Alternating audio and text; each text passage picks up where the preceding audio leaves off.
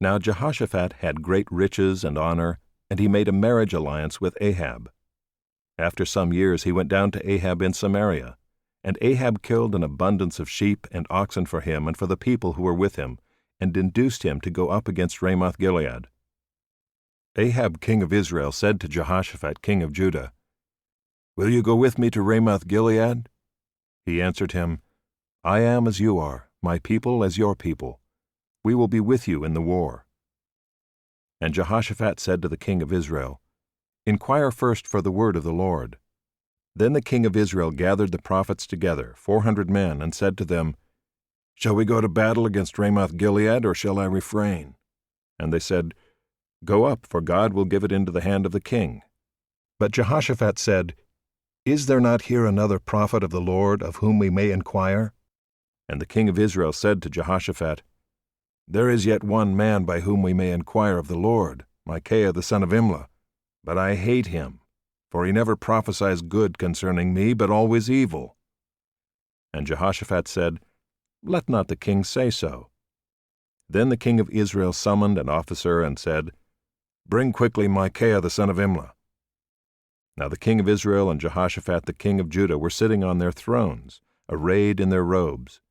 And they were sitting at the threshing floor at the entrance of the gate of Samaria, and all the prophets were prophesying before them. And Zedekiah the son of Chenaanah made for himself horns of iron, and said, "Thus says the Lord, with these you shall push the Syrians until they are destroyed." And all the prophets prophesied so, and said, "Go up to Ramoth-Gilead and triumph. The Lord will give it into the hand of the king." And the messenger who went to summon Micaiah said to him, "Behold, the words of the prophets with one accord are favorable to the king. Let your word be like the word of one of them, and speak favorably." But Micaiah said, "As the Lord lives, what my God says, that I will speak." And when he had come to the king said to him, "Micaiah, shall we go to Ramoth-Gilead to battle, or shall I refrain?" And he answered, "Go up and triumph. They will be given into your hand." But the king said to him, "How many times shall I make you swear that you speak to me nothing but the truth in the name of the Lord?" And he said, "I saw all Israel scattered on the mountains as sheep that have no shepherd. And the Lord said, These have no master, let each return to his home in peace." And the king of Israel said to Jehoshaphat, "Did I not tell you that he would not prophesy good concerning me, but evil?" And Micaiah said, "Therefore hear the word of the Lord. I saw the Lord sitting on his throne, and all the host of heaven standing on his right hand and on his left.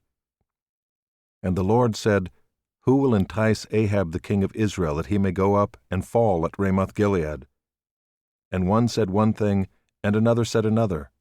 Then a spirit came forward and stood before the Lord, saying, I will entice him. And the Lord said to him, By what means? And he said, I will go out and will be a lying spirit in the mouth of all his prophets. And he said, You are to entice him, and you shall succeed. Go out and do so. Now therefore, behold, the Lord has put a lying spirit in the mouth of these your prophets. The Lord has declared disaster concerning you. Then Zedekiah the son of Chenaanah came near and struck Micaiah on the cheek, and said, Which way did the Spirit of the Lord go from me to speak to you? And Micaiah said, Behold, you shall see on that day when you go into an inner chamber to hide yourself. And the king of Israel said, Seize Micaiah, and take him back to Ammon, the governor of the city, and to Joash the king's son, and say, Thus says the king, Put this fellow in prison, and feed him with meager rations of bread and water until I return in peace. And Micaiah said, If you return in peace, the Lord has not spoken by me. And he said, Hear, all you peoples. So the king of Israel and Jehoshaphat the king of Judah went up to Ramoth-Gilead. And the king of Israel said to Jehoshaphat, I will disguise myself and go into battle, but you wear your robes. And the king of Israel disguised himself, and they went into battle. Now the king of Syria had commanded the captains of his chariots, Fight with neither small nor great, but only with the king of Israel. As soon as the captains of the chariots saw Jehoshaphat, they said, It is the king of Israel. So they turned to fight against him.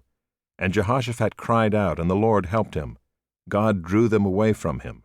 For as soon as the captains of the chariot saw that it was not the king of Israel, they turned back from pursuing him. But a certain man drew his bow at random, and struck the king of Israel between the scale armor and the breastplate.